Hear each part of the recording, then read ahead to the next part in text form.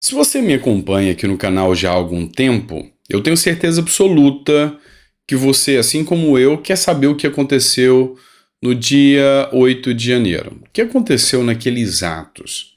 Quem foram os responsáveis? Houve omissão ou não?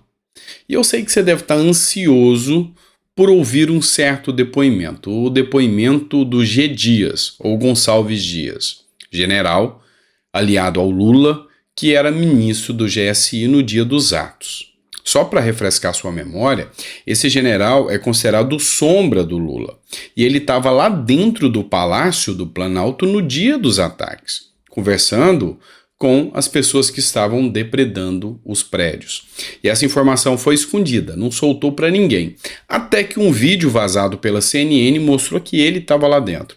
E esse foi o motivo da CPMI acontecer, mesmo depois do Lula ter investido muitos milhões para que a CPMI não acontecesse. Afinal, o que temia Lula?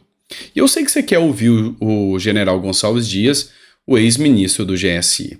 Só que agora ele tem um plano de fuga em relação à CPI, que quer ouvi-lo. E eu vou explicar para você o que está acontecendo neste caso aqui neste editorial. Então seja muito bem-vindo, é sempre um prazer estar aqui com você, que Deus te dê uma mesa farta, repleta de bênçãos, nunca falte o pão na sua mesa, para você, para toda a sua família, aqueles que você ama. E se você puder, dá o like aqui para o YouTube entender que o canal está relevante, mandar para mais pessoas, confere se é inscrito ou não, se não for inscrito, dá uma força para a gente. Bora começar? Vamos falar aqui sobre o general Gonçalves Dias. Matéria número 1 que eu trago para vocês é da Jovem Pan, a fonte é Jovem Pan. Enfim, esse é o general Gonçalves Dias, o sombra do Lula. Durante toda a gestão petista, a primeira, ele esteve ao lado do Lula como um fiel escudeiro. E agora, nessa gestão, ele era o seu ministro do GSI, um dos grandes aliados do Lula. Só que ele foi pego dentro do Palácio do Planalto no dia dos ataques de 8 de janeiro. Um ponto que chama atenção é que ele entregou relatórios à CPMI e esses relatórios não são idênticos, ou seja, estão sem correlação com o relatório entregue pela ABIN. E ele mesmo já confirmou que esses relatórios não são iguais. E aí, o que mais se espera é que ele seja ouvido na CPMI de 8 de janeiro. Olha só o que essa matéria diz. E você vai ter um estranhamento aqui dentro, uma estranheza aqui dentro, mas eu vou te explicar o porquê. Gonçalves Dias pede ao STF para não ser obrigado a depor na CPMI do MST, tá? Não é a CPI de 8 de janeiro. Mas, doutor, como assim? Não é a CPI de 8 de janeiro? Não. O que o governo está fazendo e está articulando bastante? Ele está pegando a CPMI e ouvindo pessoas que não tem nada a ver com o caso de 8 de janeiro, só para tentar buscar questões relativas ao Bolsonaro. Um exemplo que a gente pode citar é o Silvinei Vasquez. Silvinei Vasquez era o diretor da Polícia Rodoviária Federal e, no caso, eles queriam juntar provas de que o Silvinei fez blitz para impedir que eleitores do Lula chegassem nas urnas. Esse era o intuito. O que isso tem a ver com o CPMI de 8 de janeiro? Nada. Mas foi uma estratégia do governo. E aí, agora a oposição também quer fazer essa estratégia. A oposição hoje tem presidência e vice-presidência da CPI da MST. E é por isso que não está tendo a quantidade de invasão que você percebe hoje. E o que a oposição quer fazer? Quer usar a mesma arma que o governo. Convocou o general Gonçalves Dias para depor na CPI do MST. Foram muito inteligentes. O que eles falaram? Olha só, nos primeiros dias do governo, quem era o diretor, o ministro da GSI, era o Gonçalves Dias. E durante esse período, já tinha ameaças que o MST ia invadir e ele não fez nada. Então a gente quer ouvir, porque ele, como ministro do Lula, por que ele não fez nada? É uma jogada para colocar ele lá para depor. Só que o fato é que ele entrou no STF agora com um pedido de habeas corpus preventivo para que ele não seja obrigado a depor na CPI do MST. Se ele chega na CPI do MST, para ele é pior do que chegar na CPI de 8 de janeiro. Ele vai ser massacrado, porque lá a oposição é a grande maioria. E é por isso que ele está fugindo como o diabo foge da cruz. Ele não quer prestar esse depoimento. Ao depender do que ele falar, ele pode sair até com a ordem de prisão. Vamos lembrar que a CPI ou a CPMI tem os mesmos poderes do judiciário, de investigação, de averiguação, mas não pode prender, salvo em flagrante delito. E na condição de testemunha, se ele mentir, ele pode ser preso em flagrante. Esse é o fato. Então, ele quer fugir disso a todo custo e tenta se blindar com o uso do STF. Minha opinião, o STF vai dar um habeas corpus para ele e vai impedir que ele vá à CPI do MST. Esse é só o meu ponto de vista, não sei se eu estou certo ou não. Bora partir para a segunda matéria agora, dando continuidade normal aqui à nossa programação? Vamos lá.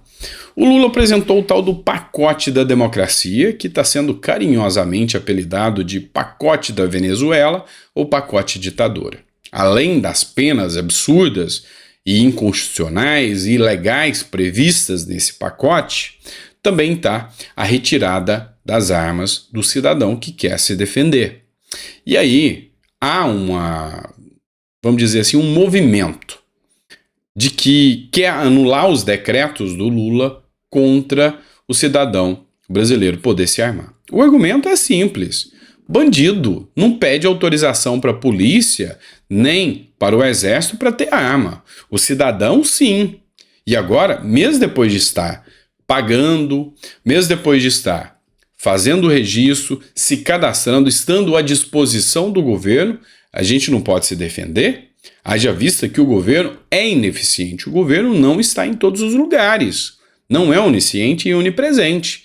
Ou seja, o cidadão tem que ter o direito, dentro da sua própria casa, de se defender. E qual é a medida que está acontecendo? Eu trago para vocês aqui a partir do Rodolfo Nogueira, que é deputado federal. Ele cita aqui uma matéria do O Globo. Então a fonte, O Globo e Rodolfo Nogueira, Instagram. Bancada ruralista se junta à bancada da bala, as duas maiores do Congresso, diga-se de passagem, para barrar o novo decreto das armas apresentado pelo Lula. O que o Rodolfo Nogueira escreveu? Aos poucos, estão tirando nossa liberdade. Se continuar assim, em 6 meses, o cidadão de bem estará totalmente desarmado. Não podemos aceitar isso. Estamos trabalhando para derrubar este absurdo. Nossa liberdade é o nosso maior patrimônio. E aí, a grande questão aqui é que há uma mobilização muito grande pela manutenção das armas. Se tem um dado específico, é de que, durante a gestão Bolsonaro, os crimes violentos reduziram significativamente. E atribui-se grande parte disso, pelo menos é que muitos dizem, em relação à liberação das armas. Mas não é só a bancada evangélica e a bancada da bala que estão defendendo aqui o porte de arma para o cidadão também, não. Tem gente que tem muita voz hoje e que está entrando nessa defesa, inclusive governadores. E a gente cita aqui o Tarcísio de Freitas. Essa matéria aqui é do Pleno News. O Tarcísio de Freitas contraria pacote de Lula e defende acesso a armas. Eu entendo que a arma na mão do cidadão é sempre um poder de dissuasão, disse o governador. Então, Tarcísio de Freitas criticou o pacote do Lula, disse que é um pacote autoritário, falou que não concorda nem um pouco com esse pacote apresentado pelo Lula e que o cidadão, sim, deve ter o direito à flexibilização e o acesso às armas para que ele possa se defender. Isso até é uma medida de segurança pública. Vamos lá. O que eu tenho de ponto de vista para tratar sobre isso com vocês? Uma das coisas que fez o canal começar são os projetos de lei que eu já enviei para o Congresso Nacional. Foram vários. Esses projetos que foram enviados tratavam dos mais diversos temas. Um projeto de lei que eu fiz a sugestão, inclusive encontra-se já na mão de um deputado, delegado, Antônio Furtado, é a possibilidade de que a questão bélica, ou seja, das armas, seja retirada da União e os estados sejam responsáveis pela regulamentação das armas dentro dos seus territórios. Isso acontece nos Estados Unidos. E olha só, cada estado vai ter a sua regra própria. Então, por exemplo, se isso tivesse que andar, aí aqui eu estou instando o Tarcísio. Vocês sabem que eu sou um cara que sou muito afeto ao Tarcísio, ao trabalho que o Tarcísio faz aqui no estado de São Paulo. Mas Tarcísio de Freitas quer mostrar um trabalho bom? Faça uma mobilização com os governadores. Não tenha dúvidas que governadores como o de Goiás, do Mato Grosso do Sul, Santa Catarina, Rio Grande do Sul, talvez, mas que Minas Gerais, todos esses vão trabalhar em conjunto, tanto para manter as escolas cívicos militares, como a gente já explanou sobre isso, mas como também esse trabalho de tirar essa prerrogativa da União de desarmar o cidadão e trazer isso para os estados. Pode ter certeza que um estado armado, ele vai impor medo no bandido. Pode ter certeza disso. Um estado onde o seu cidadão está armado, a segurança pública vai ser mais pulsante. Não tenha dúvidas disso. Então, fica aí a dica para o Tarcísio de Freitas. Se quiser fazer isso aí, vai ser muito bom para o brasileiro. E você, concorda comigo ou não? Coloca no comentário. É importante que você comente. Quando a gente faz essas propostas, porque a gente é cidadão, tá? Não sou político e não tenho interesse de estar lá dentro, tá? Não mais político, né? Mas não tenho mais interesse. Para mim, a vida política agora é aqui com vocês através das câmeras. A grande questão é, se a gente não der as opiniões e se o público não participar, a gente não chega a um consenso. Então, sua opinião é importante sobre esse ponto aí.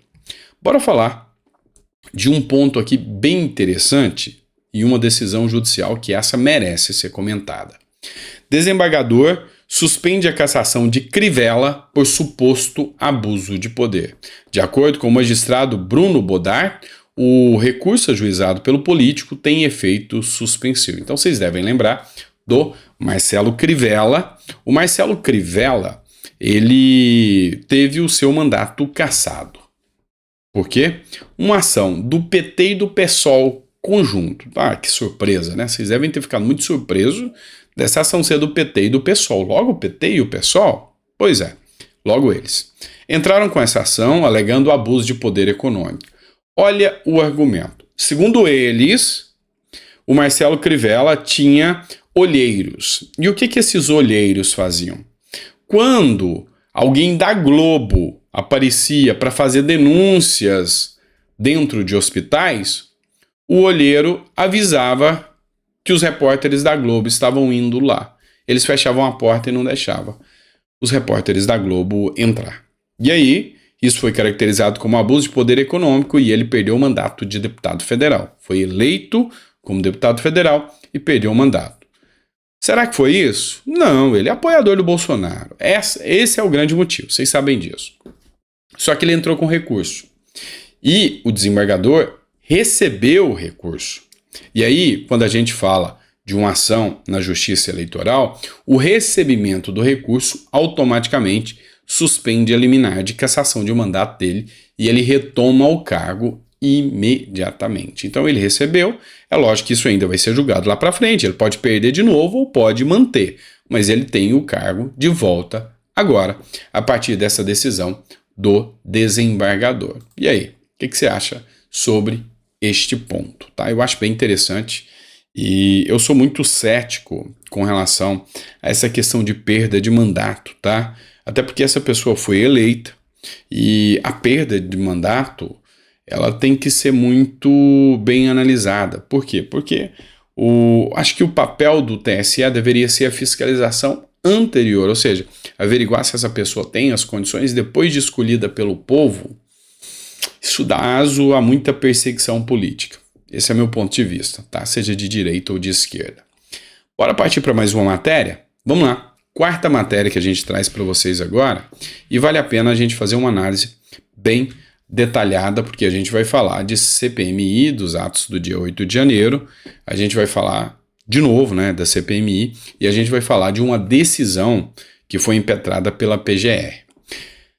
Vamos relembrar o caso para você entender. Desculpem que a voz já está falhando um pouquinho, o cansaço, tá? Eu estou gravando esse vídeo, não vou mentir para vocês, de madrugada, porque o dia está sendo muito puxado, muita tarefa, e eu acabo que eu tenho problema de insônia e eu tenho que gravar de madrugada para vocês. Então, às vezes a voz já já falha um pouco, tá bom? Mas vamos lá. Lembra que o procurador da República, ele tinha feito um pedido, e neste pedido dele, eu estou falando do Carlos Frederico, ele pediu que o Twitter, o Instagram, o YouTube apresentassem os dados de todos os seguidores do Bolsonaro. Lembra disso? Pois é. Essa ação foi muito, mas muito criticada por ser uma ação autoritária, por ser uma ação que viola a Lei Geral de Proteção aos Dados, por ser uma ação que viola o direito à honra, à intimidade, por ser uma ação de coação da liberdade política, enfim, as ilegalidades são inúmeras que a gente podia citar, e não à toa foi muito criticada a decisão do procurador da República.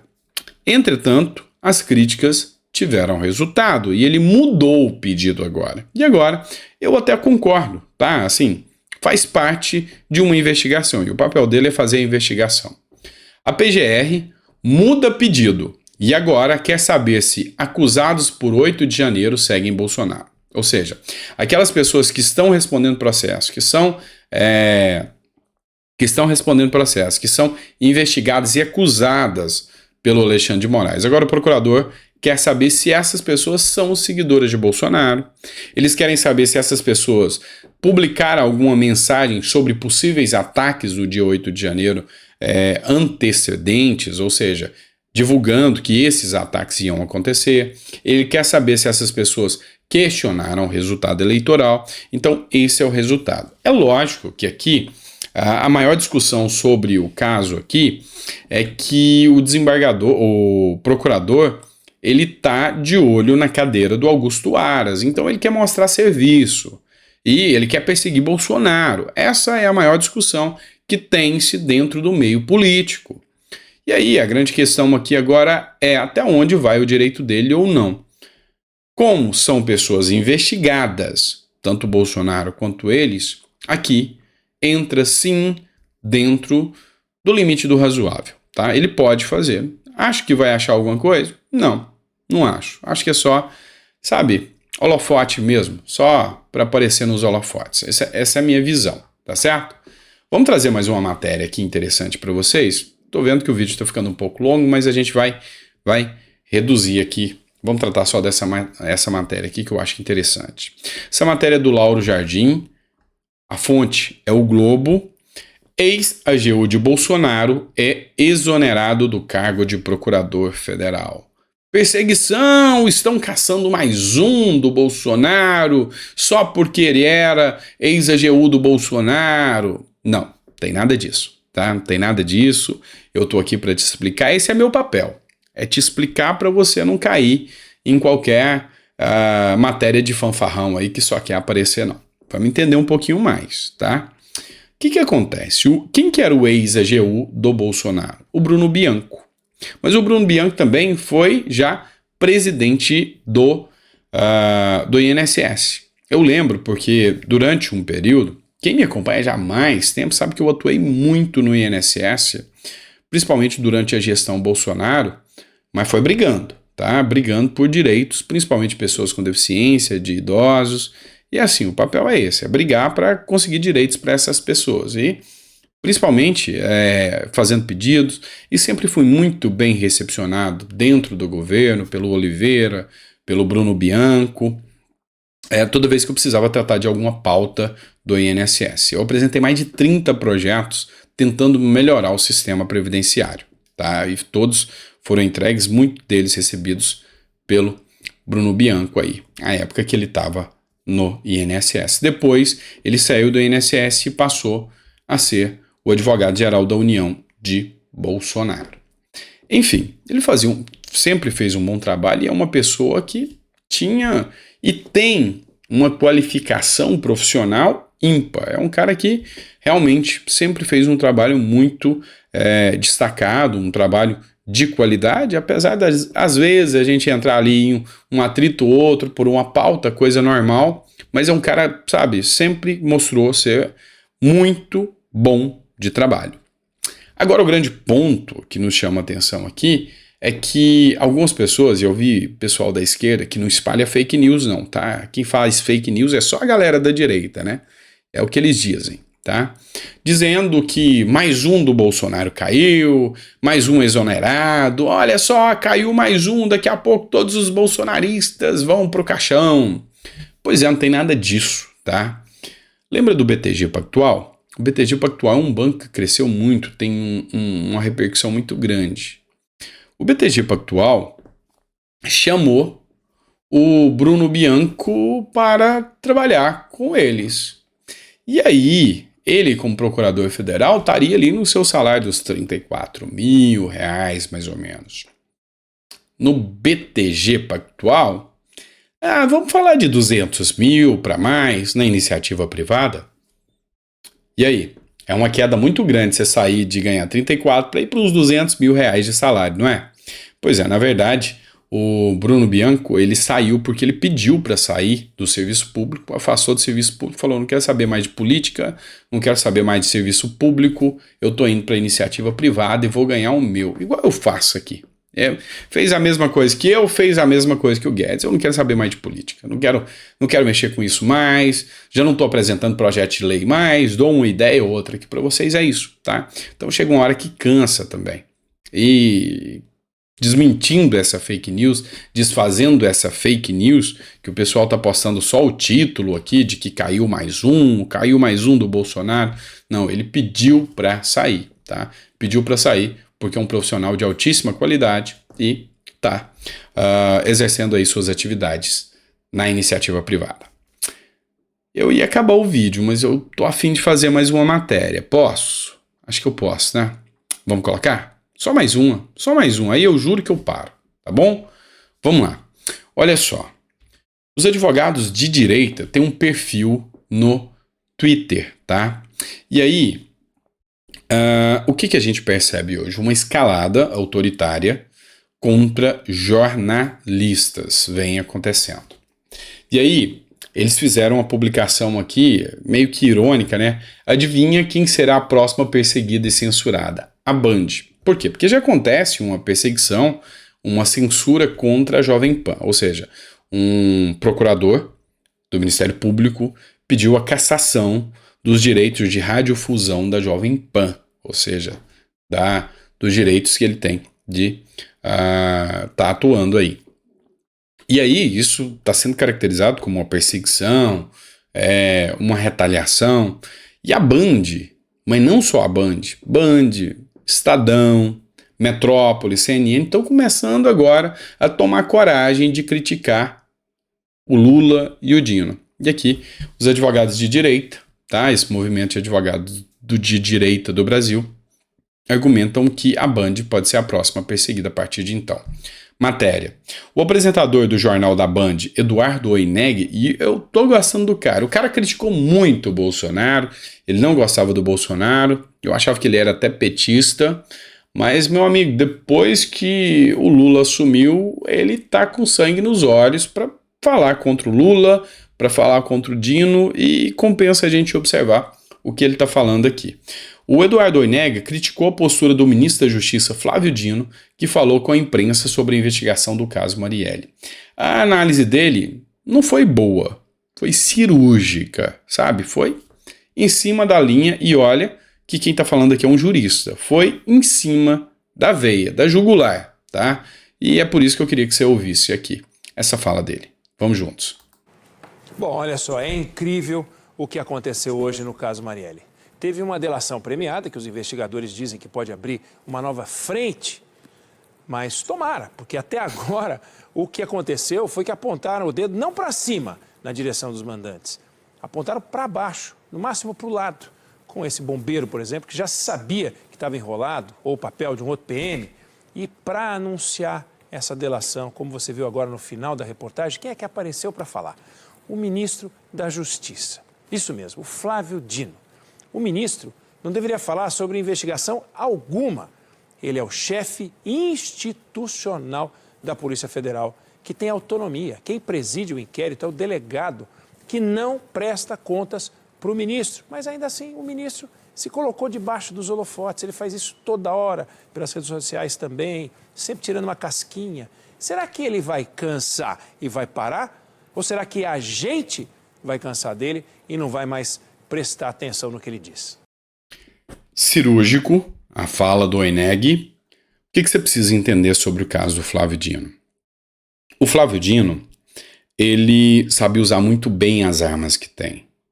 O Flávio Dino vem ganhando uma popularidade junto à esquerda que eu ouso a dizer para vocês que hoje, dentro do quadro popularidade, principalmente por medidas autoritárias que ele toma, até maior do que o de Lula. Muita gente acha Lula um pouco insosso. Fala, mas as falas do Lula são pouco são críticas, são ofensivas, mas são pouco práticas. E já o Dino é aquele cara que chega e faz e persegue os opositores e vai atrás, e a Polícia Federal busca e entra em todos os holofotes. O caso Alexandre de Moraes, ele tá lá dando palpite, acontece um caso de racismo, ele tá lá, acontece. Ele é o ministro que mais aparece, ele quer os holofotes. E aí, isso está incomodando até os aliados do PT. A briga está começando a surgir. E Dino quer essa visibilidade porque ele tem dois planos. Ou presidência da República, ou ministro do STF. E aí, é lógico que o OINEG já percebeu isso, e não é à toa as críticas do OINEG. Ou seja, ele quer aparecer, e isso tem um motivo, isso tem um objetivo. Agora acabou de verdade, tá bom? Agora eu não te encho o saco mais, quase meia hora de vídeo, agora acabou de verdade, tá bom? É brincadeira, pessoal, ó. Obrigado por ter ficado até o final do vídeo. Seu comentário é sempre importante para mim, seja para que a gente possa evoluir como pessoa, como cidadão, porque eu sei que a experiência ela vem do diálogo, então as críticas serão muito bem-vindas. Não pense que não. A não ser as críticas ruins, né? Ou seja, ofensas, xingamentos. E de vez em quando tá aparecendo um agora, viu? Ultimamente tá aparecendo um ou outro. Não sei porquê, mas tá acontecendo. Mas faz parte do jogo. Mas a crítica construtiva é sempre muito bem-vinda, tá? E elogio também eu não vou achar ruim, não, tá? Se tiver um elogio aí, pode colocar, que a gente gosta, tá? Já dizia um grande pensador que o alimento revigora o corpo, o elogio revigora o ego, e o ego faz parte da alma, então, dos erros que nós temos como humanos. Então, apesar de tudo, a gente gosta também, tá certo? Grande abraço, fica com Deus, espero que você esteja realmente gostando dos nossos conteúdos. E a gente volta daqui a pouquinho, tá? 4 horas da tarde a gente tá aí com vocês. Grande abraço.